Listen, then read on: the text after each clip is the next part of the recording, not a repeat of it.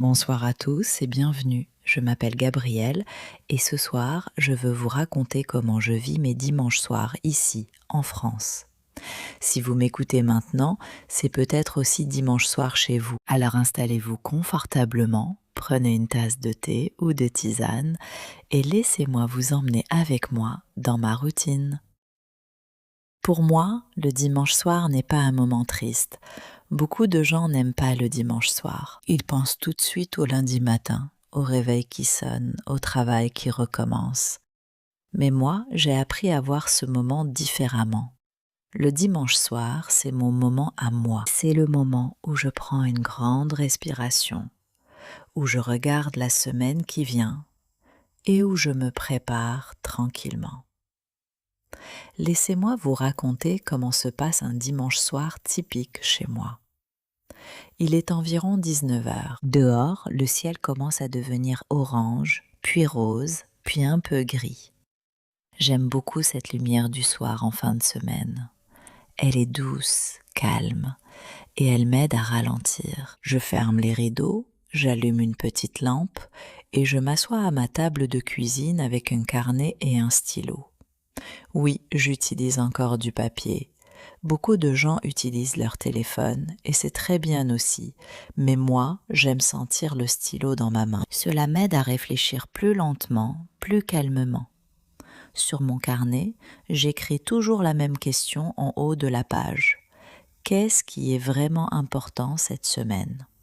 C'est une question simple, mais elle change tout. Parce que si je commence directement à écrire une longue liste de tâches, je me sens vite fatiguée, même avant de commencer la semaine. Alors à la place, je réfléchis d'abord aux 3 choses les plus importantes.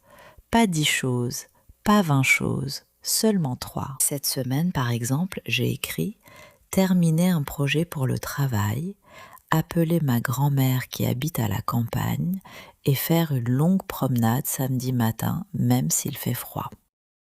Vous voyez, ce ne sont pas seulement des tâches professionnelles, il y a aussi des moments personnels, des moments pour les gens que j'aime et des moments pour moi-même. Je pense que c'est très important d'avoir cet équilibre.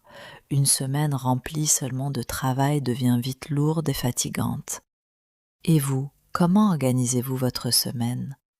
Est-ce que vous écrivez une liste ou est-ce que vous préférez tout garder dans votre tête? Dites-le moi dans les commentaires, j'aimerais vraiment savoir comment vous faites. Chacun a sa propre méthode et c'est très intéressant de découvrir celle des autres. Après avoir écrit mes 3 priorités, je regarde mon agenda de la semaine.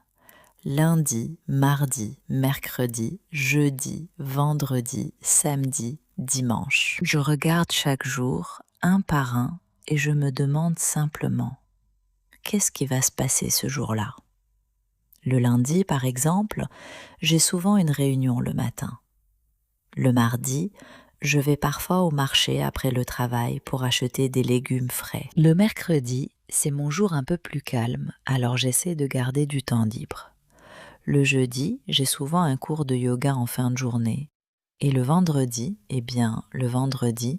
c'est toujours un peu spécial parce qu'on sent déjà que le week-end arrive. Ce moment où je regarde toute ma semaine d'un seul coup, c'est incroyablement utile. Cela m'aide à voir si une journée est trop chargée ou si au contraire une journée est trop vide et que je pourrais y ajouter quelque chose d'agréable, comme un appel avec une amie ou une petite sortie. Il y a quelques mois, j'étais complètement différente. Je ne planifiais rien, je vivais chaque jour sans vraiment savoir ce qui m'attendait et honnêtement, je me sentais souvent stressée, même sans raison précise.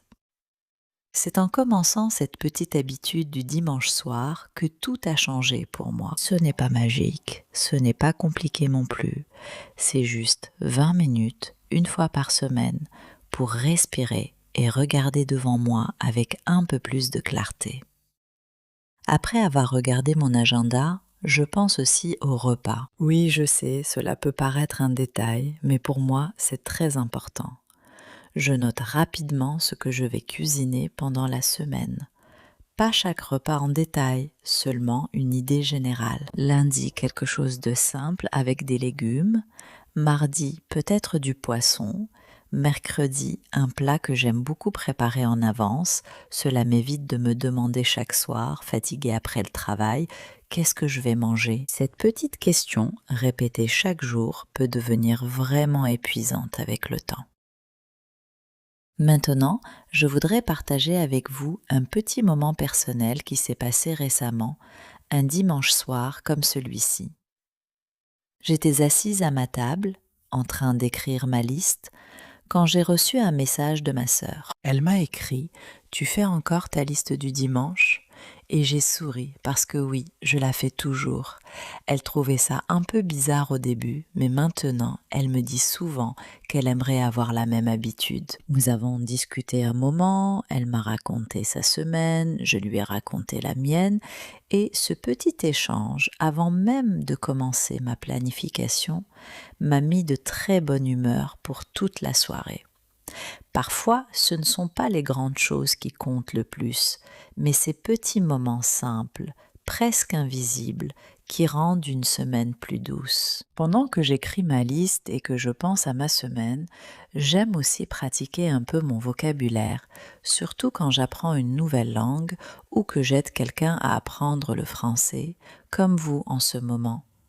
Et c'est justement pour cela que j'utilise régulièrement mon application Carmilofox, une application que j'ai créée pour aider les apprenants à mieux retenir le vocabulaire de la vie quotidienne. Quand je planifie ma semaine, je revois souvent des mots liés à l'organisation, comme l'agenda, les priorités ou les tâches, avec une image pour chaque mot et une phrase d'exemple simple, ce qui aide vraiment à mémoriser naturellement, sans effort. C'est un petit outil que j'utilise moi-même, tranquillement, entre deux tâches de mon dimanche soir. Bon, revenons à notre soirée tranquille. Une fois que j'ai fini d'écrire ma liste, mes priorités et mes idées de repas, je passe à une étape que j'adore particulièrement. Je prépare mes vêtements pour le lundi. Cela peut sembler un petit détail, mais croyez-moi, cela change énormément la qualité de mon lundi matin. Au lieu de me réveiller stressée en cherchant quoi porter, tout est déjà prêt, posé calmement sur une chaise. Ensuite, je regarde autour de moi, dans mon appartement. Je range un peu, pas beaucoup, juste assez pour que tout soit calme et ordonné quand je reviens du travail le lundi soir. Un espace rangé m'aide vraiment à me sentir plus légère, dans ma tête aussi. Est-ce que vous avez remarqué cela aussi?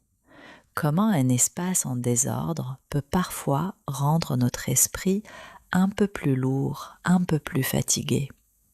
C'est fascinant de voir à quel point notre environnement influence notre humeur. Vers 20 heures, je m'accorde un moment complètement différent.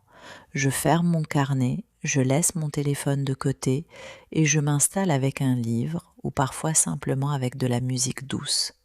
C'est le moment où j'arrête de penser à la semaine et où je profite simplement du calme du dimanche soir. Je crois que c'est l'une des leçons les plus importantes que j'ai apprises. Planifier sa semaine ne doit jamais devenir une nouvelle source de stress. Le but n'est pas de tout contrôler parfaitement.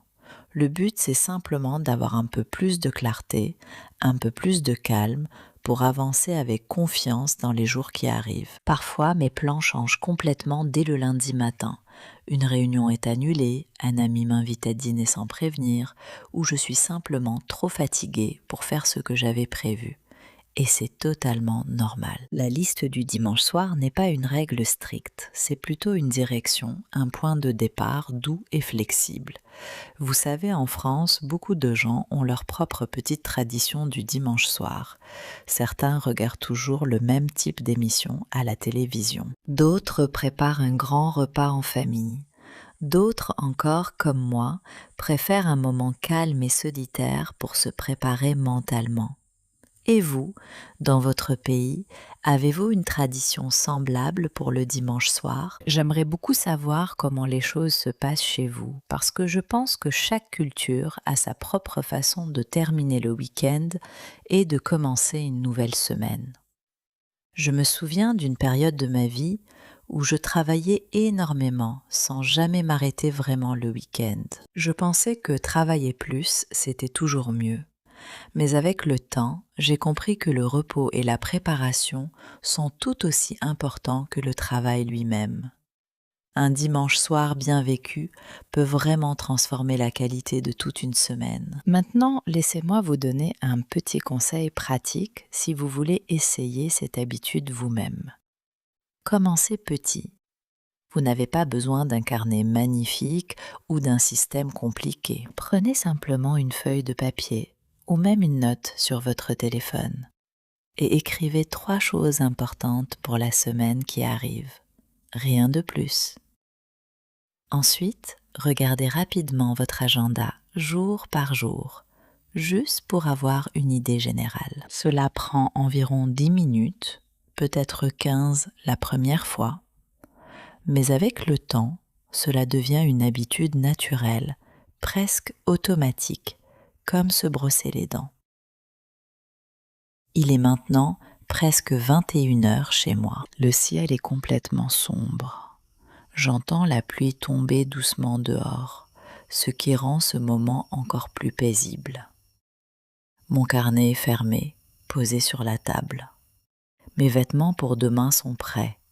Ma liste de priorités est claire dans ma tête. Je me sens prête, calme et un peu plus confiante pour la semaine qui commence demain.